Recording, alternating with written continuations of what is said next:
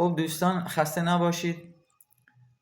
با توجه به اینکه وارد آخر فصل رویشی درختان میشیم، آخر فصل رشد، یعنی ماه شهریور، چند تا نکته رو میخواستم در مورد تغذیه درختان زردآلو خدمت دوستان عرض کنم. این هست که تو این ماه شهریور در واقع درختان زردآلو وارد مرحله تمایزیابی جوانه ها میشن. یعنی درخت زردآلو بر اساس اون موادی که دریافت کرده، بر اساس اون انرژی که داره، بر اساس اون توانایی که داره، جوانه های گل و میوه و جوانه های برگ سال آینده رو داره مشخص میکنه. اگر درخت ما ضعیف باشه، خب طبیعتا جوانه های گل کمتر و جوانه های رویشی بیشتری رو ما در سال آینده خواهیم داشت.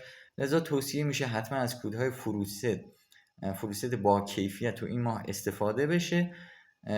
دلیل دوم در واقع و مهم دیگه این هست که درخت زردآلو برخلاف درختان دیگه در اول بهار، اول فصل رشد، خب اول گل تولید میکنه، بعد برگ تولید میکنه.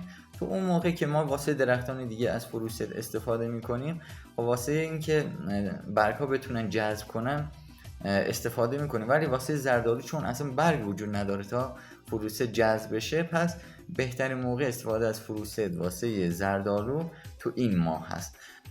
نکته دیگه، حتما از کودهای فسفر و پتاسیم تو این ماه استفاده بشه، چرا که تو اول بهار واسه این که درخت یک رشد انفجاری خوب رو در واقع شروع بکنه، حتما به فسفر نیاز داره.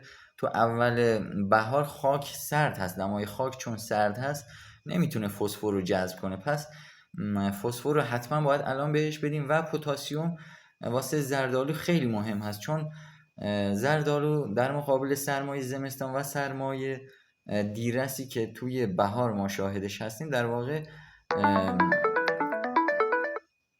در واقع به شدت بهش حساس هست و ما باید حتما از پتاسیم الان استفاده کنیم که در واقع تحمل درخت زردآلو رو بالا ببریم.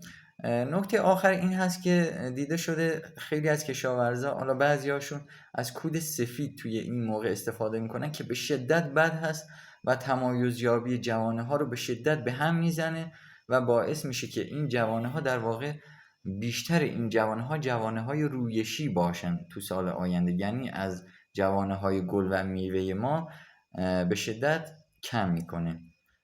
موفق و مؤید باشه.